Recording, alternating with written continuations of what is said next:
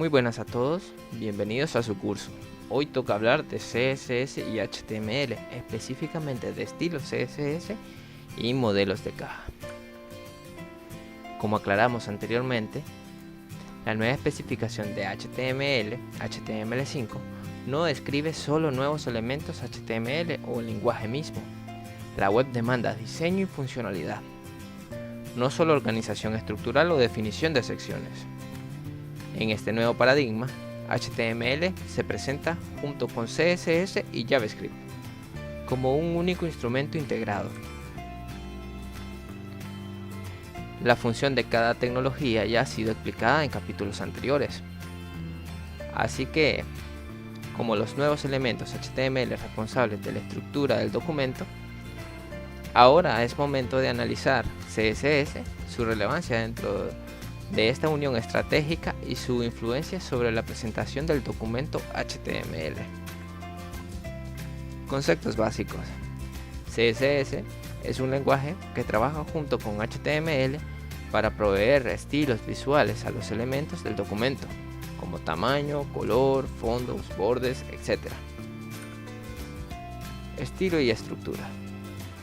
A pesar de que cada navegador garantiza estilos por defecto, para cada uno de los elementos HTML, estos estilos no necesariamente satisfacen los requerimientos de cada diseñador.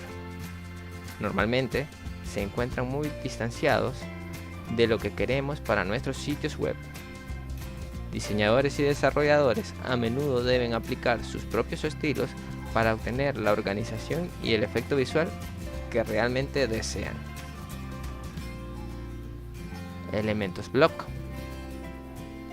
Con respecto a la estructura básica, cada navegador ordena los elementos por defecto de acuerdo a su tipo: block, bloque o inline, en línea.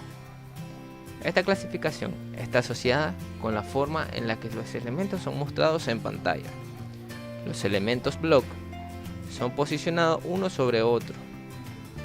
Los elementos inline son posicionados uno al lado de otro en dirección horizontal.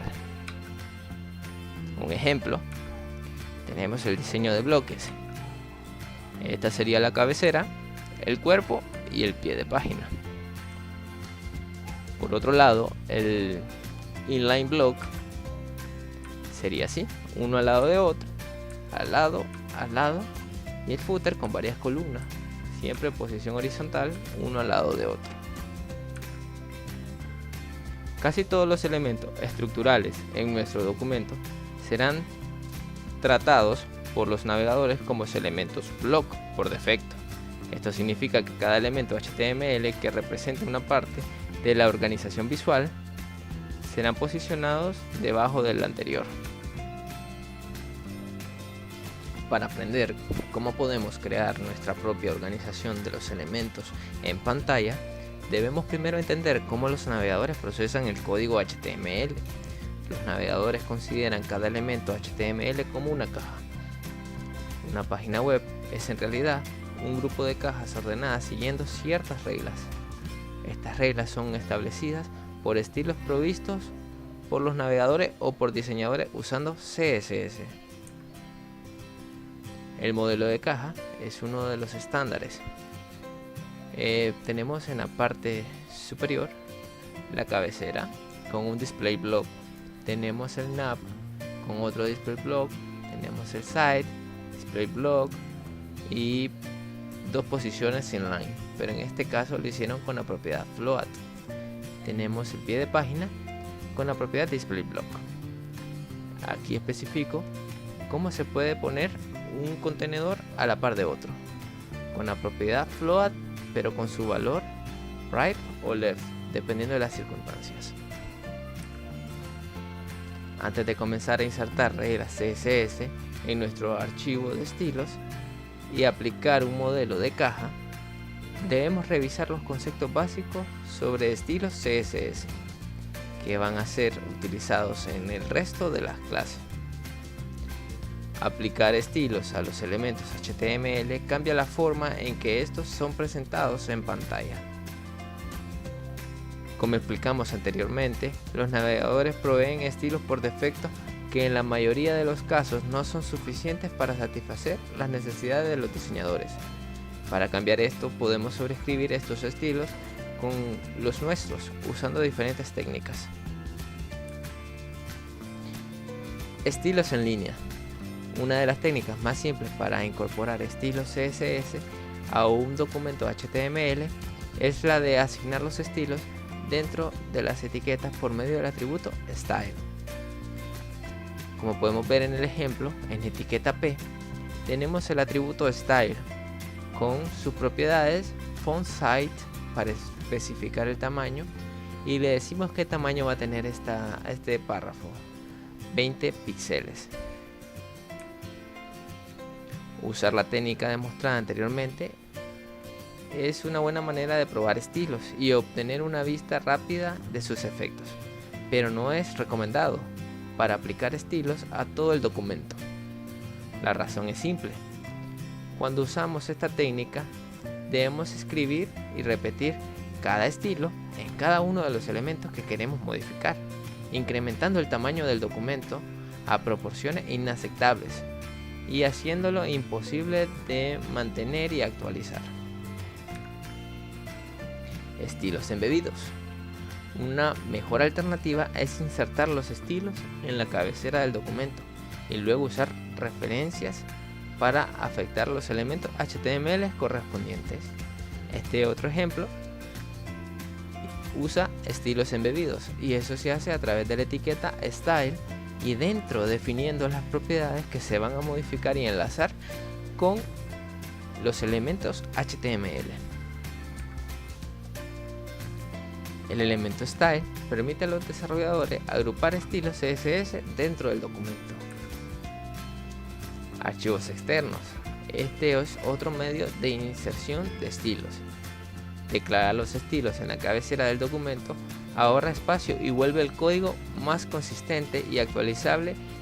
La solución es mover todos los estilos a un archivo externo y luego utilizar el elemento link para insertar este archivo dentro de cada documento que los necesite. Este otro ejemplo usa el tag link con el atributo rel y el valor stylesheet, el href y el nombre del archivo.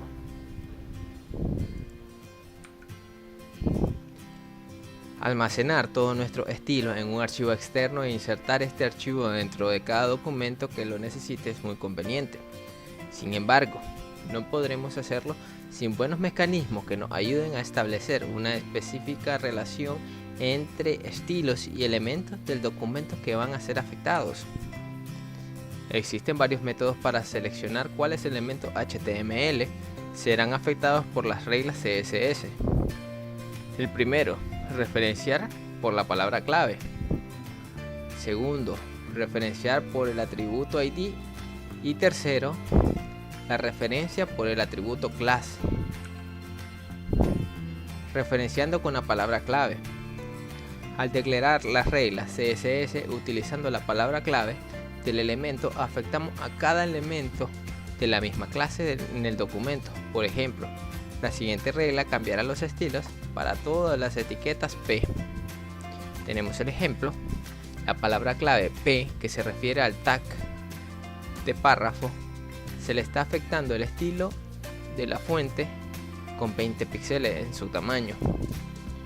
Utilizando la palabra clave P al frente de la regla, les estamos diciendo al navegador que esta regla debe ser aplicada a cada elemento P. Por supuesto, lo mismo funciona para cualquier otro elemento HTML. Referenciando con el atributo ID. El atributo ID es como un nombre que identifica al elemento. Esto significa que el valor de este atributo no puede ser duplicado. Este nombre debe ser único en todo el documento. Para declarar un ID se hace anteponiendo el numeral al nombre. En este caso, el ID texto 1 se le modifica el tamaño de la fuente a 20 píxeles. La regla será aplicada al elemento HTML identificado con el texto ID. En este caso, el párrafo que vemos acá tiene el identificador texto 1. A este será aplicada la regla. Referenciando con el atributo class. La mayoría del tiempo, en lugar de utilizar el atributo ID, para propósitos de estilo es mejor utilizar class. Este atributo es más flexible y puede ser asignado a cada elemento HTML en el documento que comparte un diseño similar. Para declarar una clase se hace anteponiendo un punto al nombre de la clase. Mismo ejemplo, se modifica el tamaño de la fuente a 20 píxeles.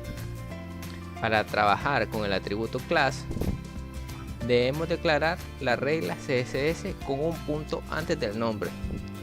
La ventaja de este método es que insertar el atributo class con el valor texto 1 será suficiente para asignar estos estilos a cualquier elemento que queramos. Tenemos un ejemplo. Tenemos el body con 3 párrafos. 2 párrafos tienen el atributo class con la clase texto 1. A dichos elementos será aplicado la regla CSS de la fuente del tamaño 20 píxeles.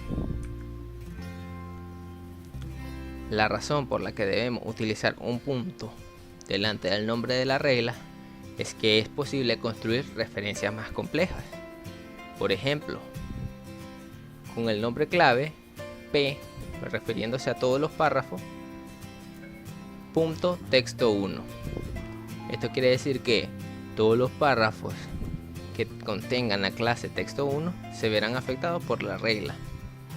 Aunque los métodos de referencia estudiados anteriormente cubren un variado espectro de situaciones, a veces no son suficientes para encontrar el elemento exacto. La última versión de CSS ha incorporado nuevas formas de referenciar elementos HTML. Uno de ellos es el selector de atributos. Tenemos un ejemplo. P, pero dice que P se va a seleccionar todos los que contengan un atributo name.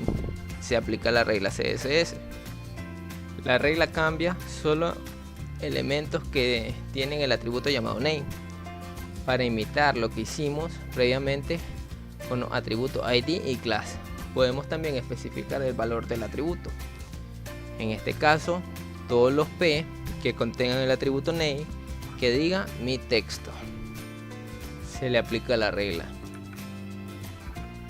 CSS 3 permite combinar el igual como selector con otros para hacer una selección más específica. Tenemos 3 ejemplos. Tenemos P, el nombre del atributo elevado a la potencia, igual. Tenemos P, nombre del atributo signo de dólar, igual. Tenemos P, nombre del atributo asterisco, igual. Estas son expresiones regulares y cada uno cumple una función. Entonces a todos estos se les aplica una regla de 20 píxeles en tamaño de fuente. Vamos a aplicar cada uno de estos casos a continuación. Las expresiones regulares, como ya dije, vamos con la primera.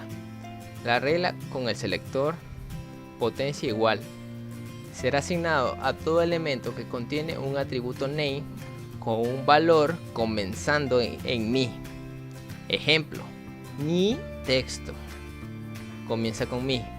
Mi casa comienza con mi. Vamos con la siguiente regla. La regla del selector de signo de dólar será asignado a todo elemento que contiene un atributo name con un valor que finaliza en mi. Por ejemplo, texto mi, termina en mi. Casa mi, termina en mi. Tercera regla, la regla del selector del asterisco será asignado a todo elemento que contiene un atributo name con un valor que incluye el texto mi. En este caso, el texto podría también encontrarse en medio o al final, como por ejemplo, texto mi casa. Referenciando con pseudoclases, CSS3 también incorpora nuevos pseudoclases que hacen la selección aún más específica. En este caso tenemos un párrafo, .nth-child, entre paréntesis un parámetro que corresponde al número de hijos que se quiere afectar. Se le va a aplicar un fondo de color 999-999.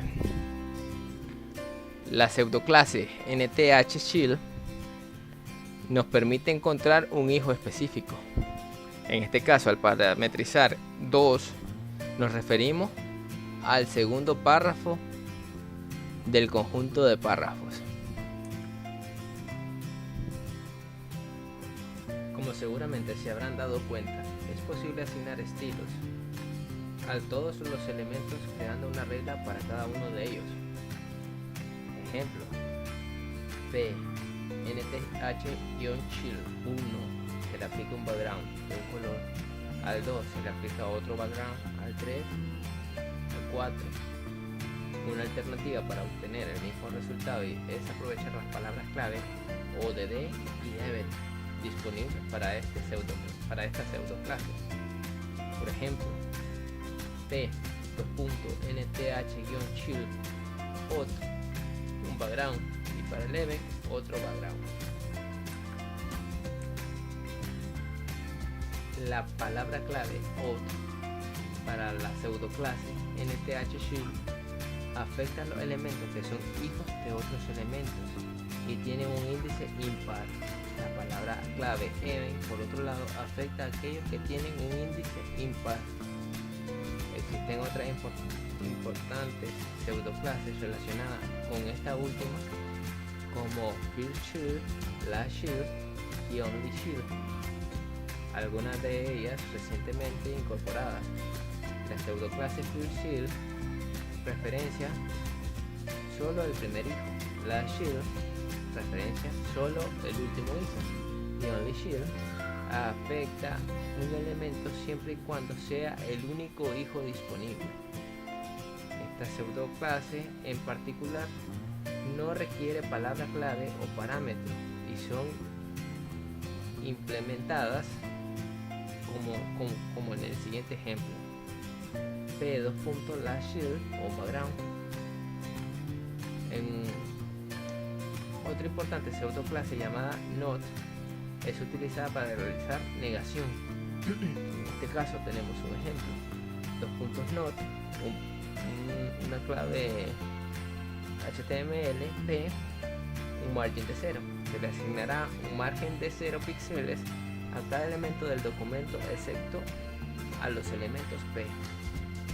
Otro ejemplo, esta vez con una clase not, entre paréntesis el parámetro de la clase, mi texto 2, y lo mismo, un margen de 0.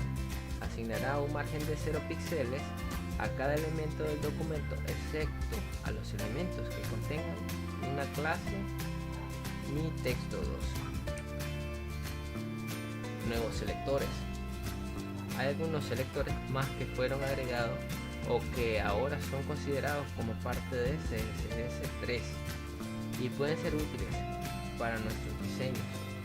Estos selectores usan los símbolos de mayor, signo de más y signo de aproximación para especificar la relación entre elementos.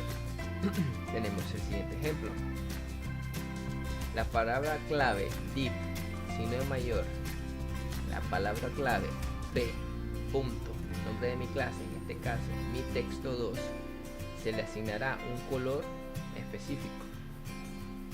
El selector mayor está indicando que el elemento a ser afectado por la regla es el elemento de la derecha, cuando tiene al de la izquierda como su padre.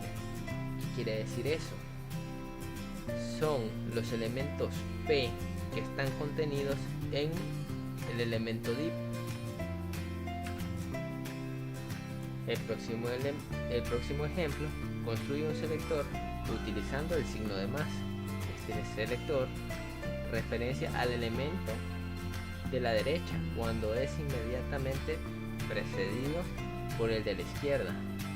Ambos elementos deben compartir el mismo padre. Tenemos una etiqueta P con la clase mitexto2 más P. Y se le asigna un color determinado. Esto afectará solo a la etiqueta que sigue a esta otra. La regla afecta al elemento que se encuentra ubicado luego del otro elemento. El último selector que estudiaremos es construido con el símbolo de aproximación.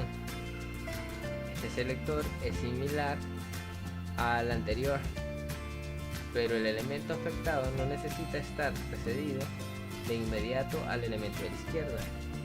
Además, más de un elemento puede ser afectado. Un ejemplo: P con la clase mitexto2 aproximación P. El estilo será aplicado a todos los elementos que son hermanos y se encuentren luego del elemento identificado con el valor mitexto2 como atributo de clase. Para concluir, les voy a hablar acerca del modelo de caja tradicional. Todo comenzó con tablas. Las tablas fueron los elementos que sin intención se volvieron la herramienta ideal utilizada por los desarrolladores para crear y organizar cajas de contenido en la pantalla. Este puede ser considerado el primer modelo de caja de la web. Cuando los sitios web crecieron y se volvieron más y más complejos, esta práctica comenzó a presentar serios problemas relacionados con el tamaño y el mantenimiento del código necesario para crearlos. Estos problemas iniciales hicieron necesario lo que ahora vemos como una práctica natural: la división entre estructura y presentación. Usando etiquetas y estilos CSS, fueron posibles reemplazar la función de las tablas y efectivamente separar la estructura HTML de la presentación. Con elementos y CSS podemos crear cajas en la pantalla, posicionar estas cajas a un lado o al otro y darles un tamaño, color o borde, entre otras características. Y con esto me despido por esta ocasión. No olviden que cualquier duda o sugerencia pueden hacerlo a través de mi correo electrónico. Nos vemos. Hasta la próxima.